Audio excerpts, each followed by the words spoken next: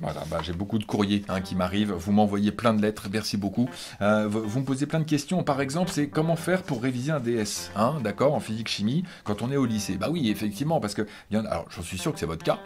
Vous avez bossé comme un dingue la veille d'une éval, mais comme un dingue. Vous avez tout appris par cœur et tout, ouais, etc. pendant 4 heures, et vous avez 5 sur 20. C'est votre cas? Ouais, bah oui, mais c'est normal. Bah si, c'est normal.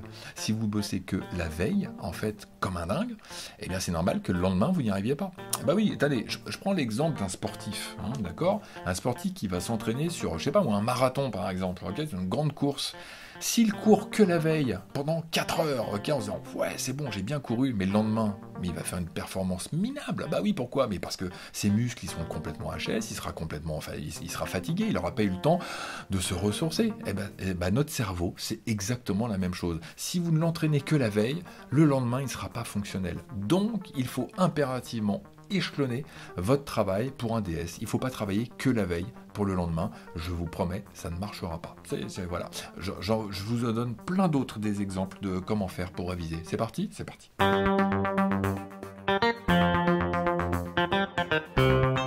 Voilà, donc on ne travaille pas la veille pour le lendemain, pas que la veille, d'accord? Voilà, donc si par exemple vous êtes au courant d'un DS dans une semaine, je sais pas, prévoyez par exemple 3 petites plages sur lesquelles vous allez travailler, une fois le mardi, une fois le vendredi, une fois le dimanche, vous voyez, un petit peu, laissez peut-être une journée d'espace entre 2 journées, pour pouvoir vous reposer, pour laisser décanter, parce que le cerveau n'est pas un muscle, mais il fonctionne des fois, parfois comme un muscle, donc il faut le laisser souffler, il va engranger, il va mémoriser, il va ranger les informations, et vous allez pouvoir les ressortir après. Donc on ne révise pas la veille. Deuxième chose, ce qui est extrêmement important, c'est la différence entre savoir. Alors, je ne comprends pas, monsieur, j'ai appris par cœur toutes les définitions. J'ai eu 4 sur 20 à l'éval. Bien sûr, 4 sur 20, c'est pas ce que je te demande. Moi, je te demande de savoir faire. Donc ça, c'est la deuxième chose. Savoir et savoir-faire, deux choses totalement différentes. Et ça, il va falloir que vous arriviez à comprendre ce que veut votre prof. Est-ce que votre prof, il veut que vous ressortiez que des définitions, que des formules, que du par cœur, si vous voulez? Bah, si votre prof, il vous demande ça pour une éval, par exemple, si vous dit, je vais vous faire une petite évaluation sur toutes les formules chimiques à connaître, voilà, la formule des ions, bon, bah, ok, là, c'est du par cœur, on est d'accord, allons-y, foncez, ça, c'est du savoir.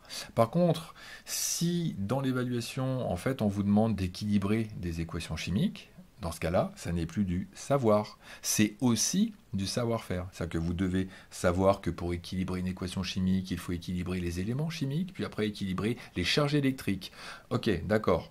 Vous le savez ça, mais après il faut savoir faire. C'est-à-dire que si vous ne savez pas faire, ça n'a aucun intérêt de savoir uniquement.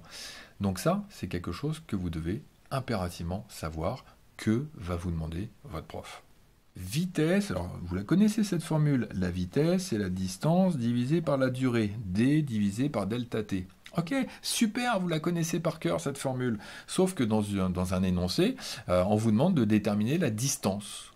La distance alors que vous connaissez la vitesse et la durée. Et là, vous êtes en panique. Pourquoi? Parce que vous connaissez la formule de la vitesse, mais vous ne connaissez pas la formule de la distance. Or, il faut savoir faire. Savoir faire quoi? Eh bien, savoir transformer cette formule pour pouvoir écrire D égale. C'est du savoir-faire, ok? D égale, bon, bah là, je le fais rapidement, vous avez d'autres capsules là-dessus, V multiplié par delta T. Voilà, je sais faire. Et puis après, il faut savoir faire quoi? Bah, le calcul, d'accord? Admettons 300 mètres par seconde multiplié par la durée qui est de 1 minute. Mais attention, vous avez des mètres par seconde, ici c'est en minutes. Ah, oui, je dois savoir convertir des minutes en secondes. Donc multiplié par 60. Et puis après, je fais le calcul et j'obtiens ici, blablabla, etc. D'accord? Voilà, donc la différence entre savoir et savoir-faire. Vous connaissez la formule, c'est super, c'est important. Voilà, si vous ne connaissez pas la formule, vous n'y arrivez pas. Par contre, ce qu'il faut, c'est savoir-faire. Vous avez compris la différence entre les deux? C'est essentiel. En physique-chimie, comme dans d'autres matières, il faut refaire. Ça, c'est quelque chose aussi d'important pour pouvoir réviser. Refaire. Donc vous allez, en physique, en chimie, refaire les exercices que vous avez faits déjà chez vous et en classe. Je sais, vous allez me dire, mais monsieur, Ça sert à rien de refaire puisqu'on connaît déjà la réponse. Bah oui, oui, mais oui, je sais. Mais on s'en fiche de la réponse. C'est pas ça qui compte. Ce qui compte, c'est, regardez, on l'a écrit juste au-dessus, c'est savoir faire. Vous me dites, ouais, mais je connais la réponse. Je sais qu'en faisant le calcul ici, eh bien, je vais trouver 18 000 mètres. Oui, d'accord, ok, mais comment est-ce que vous avez fait? Donc, il faut s'entraîner. Pour s'entraîner, qu'est-ce qu'il faut faire? Eh bien, vous prenez des feuilles. Voilà, vous prenez des feuilles de brouillon, vous prenez votre bouquin. On a fait le numéro 3, page 24. Eh bien, je fais le numéro 3, page 24. Et puis, c'est parti. Et je lis l'exercice comme si je ne le connaissais pas. J'applique la formule, c'est une formule appliquée. Je prends ma calculatrice et je m'entraîne à faire le calcul sur la calculatrice. Je trouve le résultat. Et ensuite, je vérifie avec ce qu'il fallait trouver. Vous voyez un petit peu l'idée? Mais pourquoi c'est important de refaire? Pour ceux qui passent le permis ou qui vont passer le permis, vous allez faire à un moment donné un créneau pour vous garer, hein, d'accord? Donc, la première fois, vous n'allez pas tellement y arriver. Bon, la deuxième fois, tout d'un coup, hop là, ah, ça y est, j'ai réussi. Voilà. C'est pas parce que vous avez réussi une fois que vous allez savoir le refaire une dizaine de fois d'affilée. Comme ceux qui, je sais pas, qui font du sport aussi, ou vous faites du basket par exemple. C'est pas parce que vous avez tiré une fois un panier à 3 points que vous savez refaire ce panier à 3 points.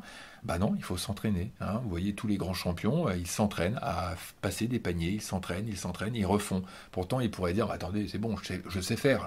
Bah non, il faut savoir, il faut refaire. Et le cerveau, c'est exactement la même chose, il faut l'entraîner pour qu'il ait ce qu'on appelle des automatismes. Et qu'à un moment donné, quand je reprends la formule de tout à l'heure, V égale D sur delta T, je ne réfléchis plus, D égale V fois delta T, voilà, j'ai plus besoin de savoir la formule du triangle ou je sais pas quoi pour y arriver. Ça sera un automatisme. Et là, vous aurez fait des super progrès. Lorsque vous avez refait des exercices, vous terminez par d'autres exercices, des exercices que vous n'avez pas fait, pas vus. Alors parfois votre prof il va vous en proposer, et puis sinon vous en prenez d'autres sur votre bouquin ou sur internet. Par contre ce qu'il faut c'est avoir la correction, ok? Soit vous demandez à votre prof qui vous la donne, soit vous l'avez déjà sur votre bouquin, faites des exos corrigés. Et ça vous permet de vous mettre dans un autre type d'exercice, de vous dire ah bah ça je l'ai pas vu cet exercice-là, il est écrit un peu différemment, on me pose des questions différentes.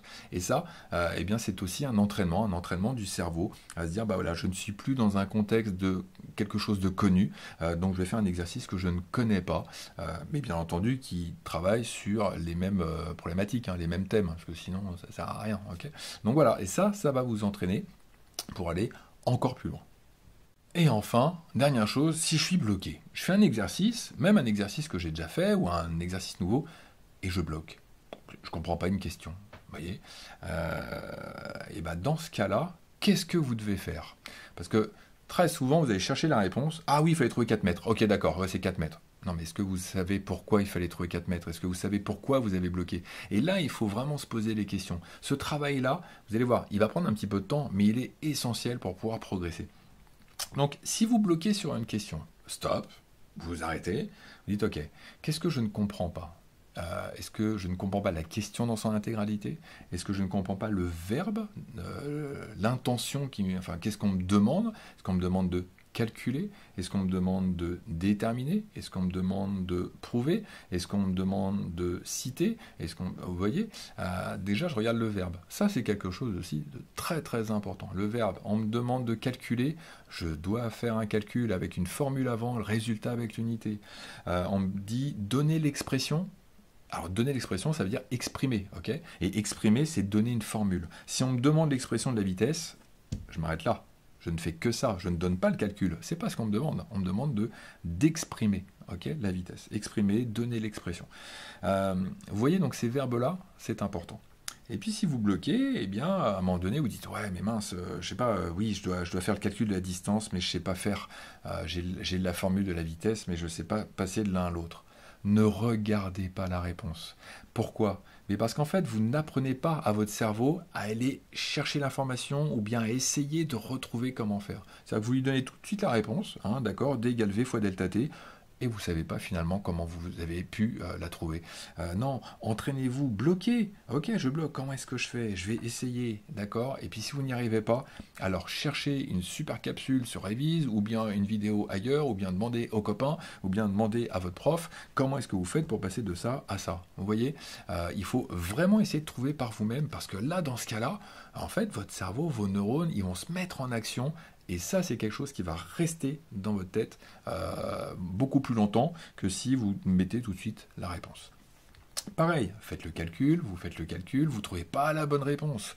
Euh, ne vous dites pas, bon, ok, je me suis trompé, puis je passe à autre chose. Non, non, dites-vous, ok, je me suis trompé sûrement quelque part. Dans quoi? Est-ce que c'est la formule qui n'est pas bonne? Est-ce que le calcul que j'ai posé, est-ce que je n'ai pas pris les bonnes valeurs? Est-ce que j'ai bien tapé sur ma calculatrice le bon calcul? Voilà, vérifiez tout cela. Et si vous retrouvez par vous-même, je vous promets que ça, après, quand vous allez refaire un autre exercice du même type, vous n'allez plus retomber dans le panneau. Je vous promets, c'est sûr à pas 100%, mais quasi. Voilà un petit peu les différentes méthodes pour pouvoir réviser un DS en physique-chimie et aussi, pourquoi pas, dans d'autres matières. C'est vraiment important de suivre ces différentes étapes, d'appliquer ces différentes méthodes et je vous promets qu'avec ça, eh bien, vous allez progresser. Et si vous n'y arrivez pas, vous m'écrivez un petit message, un petit commentaire et on échange ensemble. Et puis pour ceux pour qui ça marche, un petit commentaire, et puis on discute ensemble. Et puis ceux qui ne veulent pas mettre de commentaires, mais sentez-vous libre de mettre un commentaire. Sur ce, allez, à bientôt.